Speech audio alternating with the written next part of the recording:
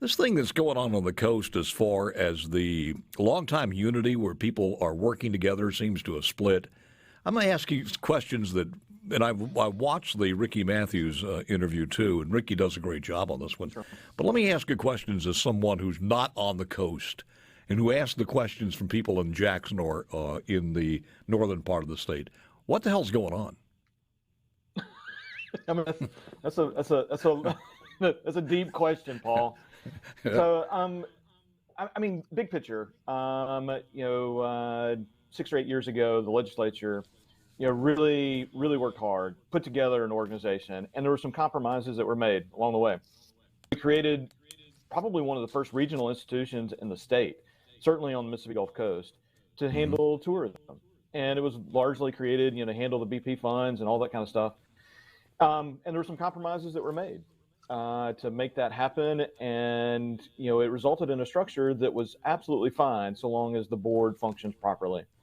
And then, starting about a year ago, we saw just a variety of things start to degrade, and just lots of stuff started to happen. And the next thing you know, there's a Harrison County contingency that was voting in a block, and everybody else that seemed kind of reasonable were voting against them, and it just created a lot of strife, and it has escalated to the point. Mark, that, what brought on was the business climate? Was it a personality conflict? I know the head guy was let go, but is that because there was not enough parity? What were the reasons behind it? Paul, I've struggled to actually understand that. And it's been absolutely shocking to me to watch the process that has gone through. I mean, we've got a real thoroughbred.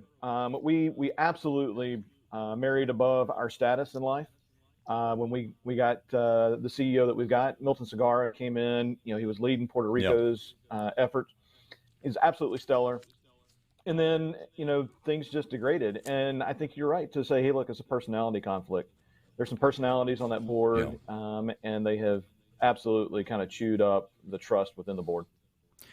Was this, and I don't know, and maybe you don't know, but was this more that Jackson County, Hancock County was not feeling like they were getting what Harrison County was getting? They had too much power? Or was there a personality conflict with Segarra himself? To say that it was a personality conflict with Segarra himself, I think is maybe a little bit of an overstep. What we saw, though, is we saw the makeup of the board change. This board is very interesting. Every member of that board can be recalled at any given moment in time by simply a majority vote of their board of supervisors. And we've actually seen that happen. Jackson and Hancock County, not so much, but Harrison County has been very, very, their board of supervisors have been very in the weeds on this. And the only thing that's actually come up, Paul, that has been publicly kind of discussed on this is that it appears that Harrison County was by the pay structure for the CEO. And you look at his pay structure against other people that work in similar fields, it's not out of line. And I actually, in a meeting said, look, I think it's on the high side, but if he's who we think he is, he'll absolutely pay for himself. And tax receipts have shown that. I mean, you look at the success of Cruise on the Coast, right? When COVID hit, the CEO pivoted based on data to more drive markets, and I mean, all that's been effective. So where are we now? What's the status as we speak here, as far as the the viability of this one, or is it going to be is it going to be reconstituted? What would you like to see, and where are we now? Well, I mean, I think it's been telling that we saw the Gulf Coast Business Council come out on the issue. So I was the first to resign. I simply, people who know me know that I am I'm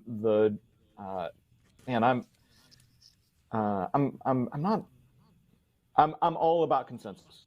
At the end of the day, right? Getting together a group of people to say, hey, look, let's do the best that we can. But when those actions happen, I got out and said, hey, look, I just can't be part of this anymore. There's no longer. Did you resign because you thought that there was no way for you to make a change being part of it, or just out of sheer frustration? A combination of those. So I was actually told to sit down and shut up. And I'm a grown man. and that's not that doesn't sit well with wait a me. minute. And You were actually told in those words, sit down and shut up? I wouldn't say exactly. I'm paraphrasing a little bit Jeez. because the real words are not suitable for live air. I got you. But yeah, I was told my opinion didn't matter and that no one really cared what I thought. And I took that to say, hey, look, I mean, I'm not going to be able to make a change. Yeah. And when Harrison County was voting in a block, the way that board was constituted gave them both majority and quorum. So they don't have to actually have anybody else, provide any consensus with them. So again, let me ask you this question again. Where does this stand today? Yeah, so the board still exists. Mm-hmm. We've had 4 resignations. The Hancock and Jackson have left 1 member on there at the moment.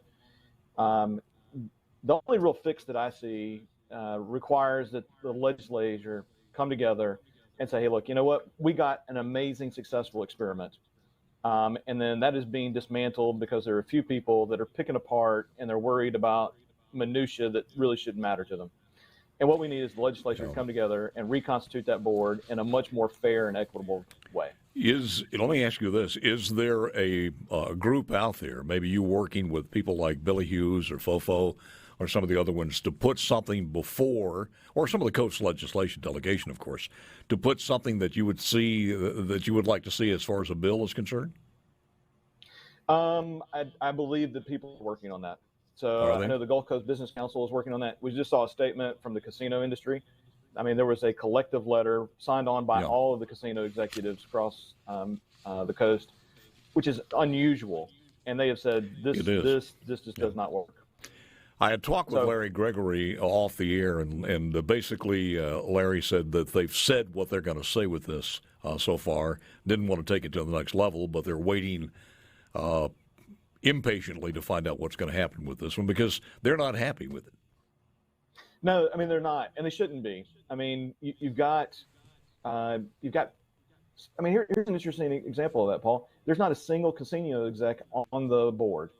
So we've got tourism, which counts 30% of the coast economy. The coast is 30% of Mississippi's tourism industry. And we have Thoroughbred putting up stellar numbers. And the Board of Supervisors goes, yeah, he makes a little bit too much. And we just can't tolerate that. And you're just like, this doesn't even make sense. Yeah. It seems like it happens in several different places. I won't bring them up, but listen, I'm gonna open a can of one of my favorite beers, the Pecan. Can you hang on with me for a second or two? I can. I'll have a Pecan or Absolutely. a back porch or a cream stout or a cherry pickens, but the Southern Pecan is. And here's what I like about the Southern Pecan. Yes, it is.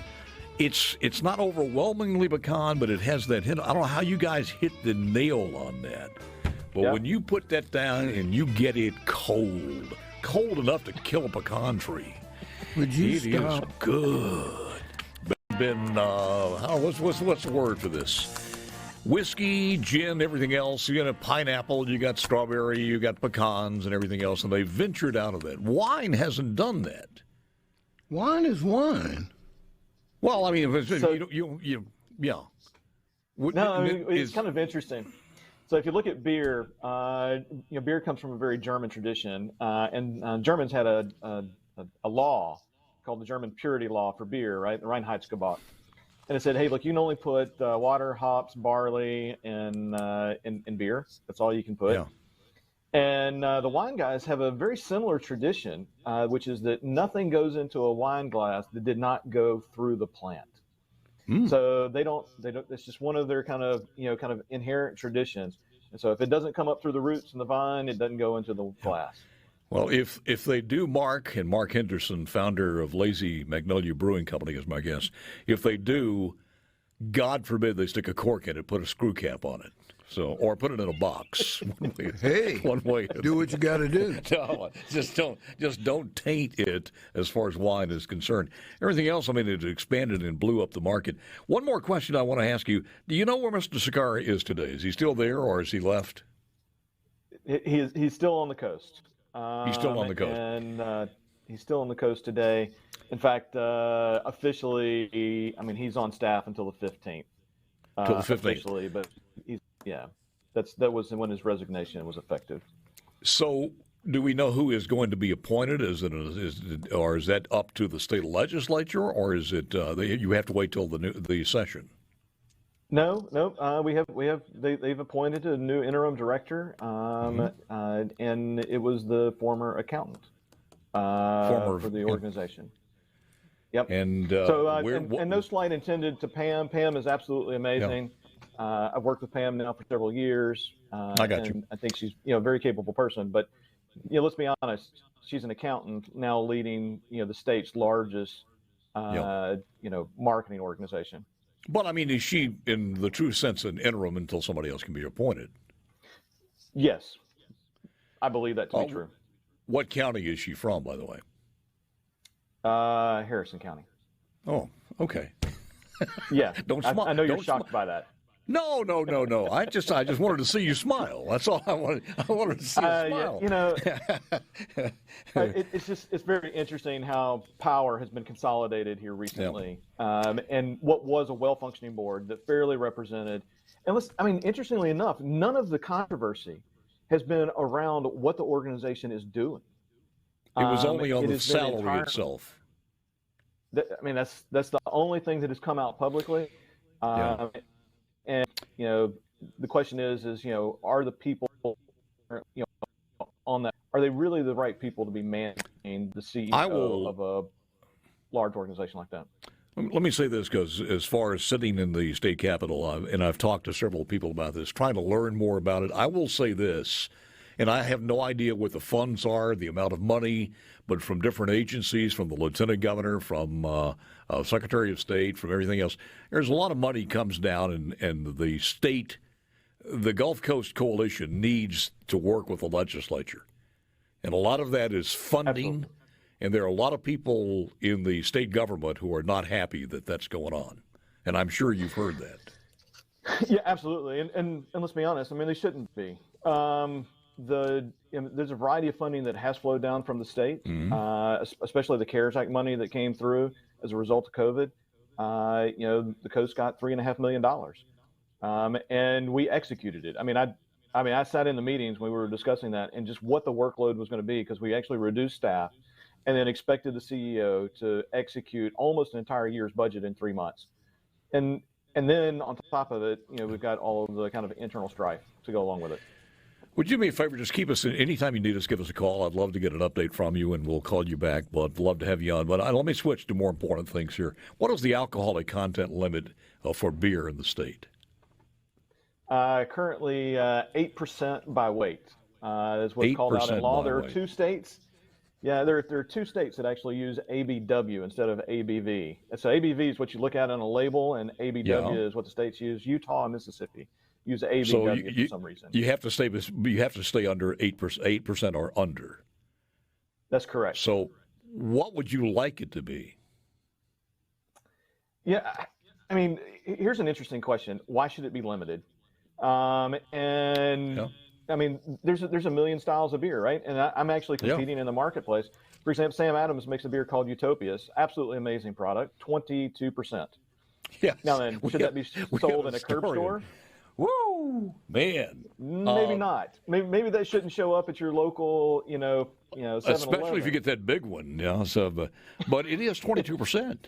You knocked out a six-pack of that, and you're out. A couple?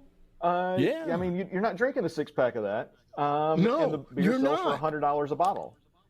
I am. So go ahead.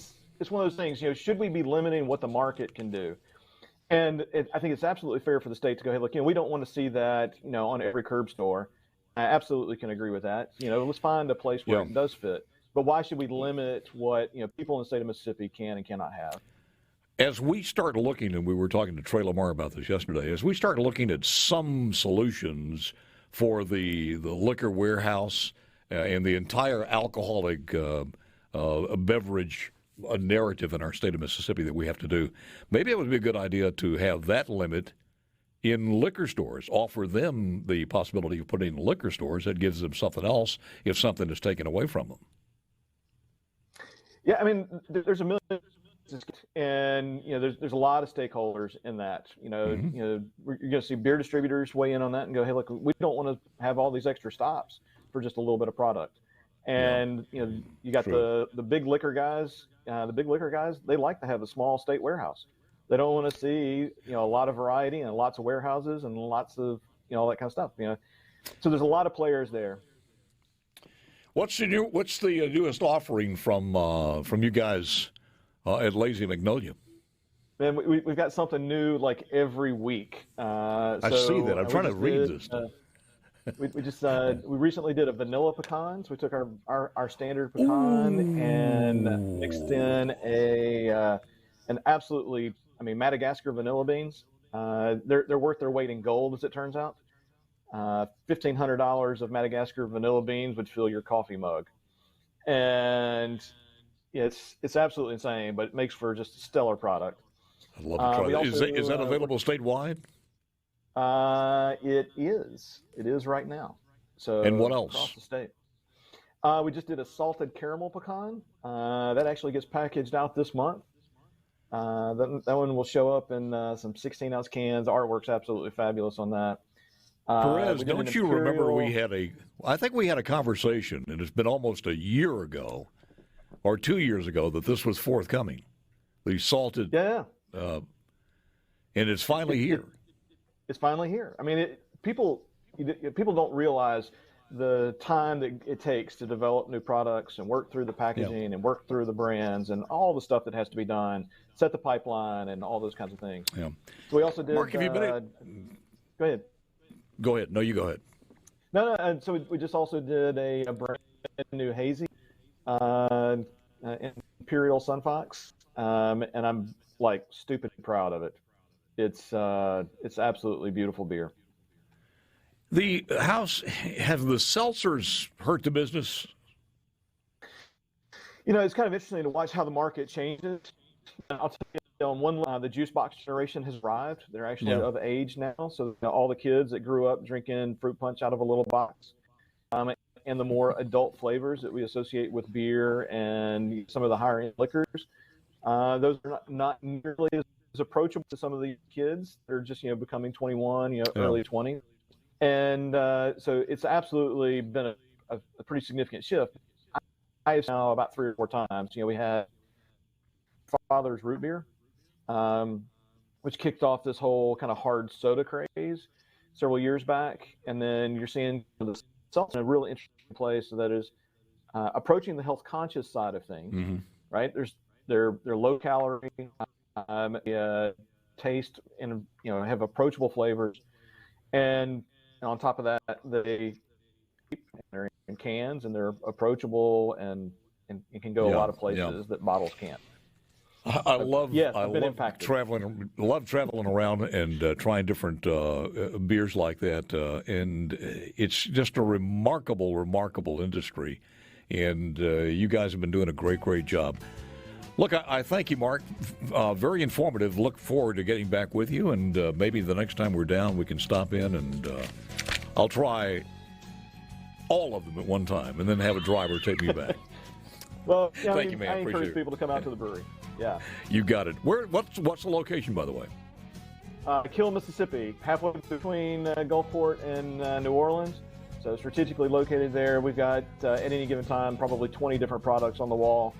And it's a safe place. People can come, try new stuff. Yeah. And from what I've heard, and I haven't been there yet, but I have heard people talking about that, it is worth a drive. You got to do that. Mark, thank you, sir. Appreciate it very much.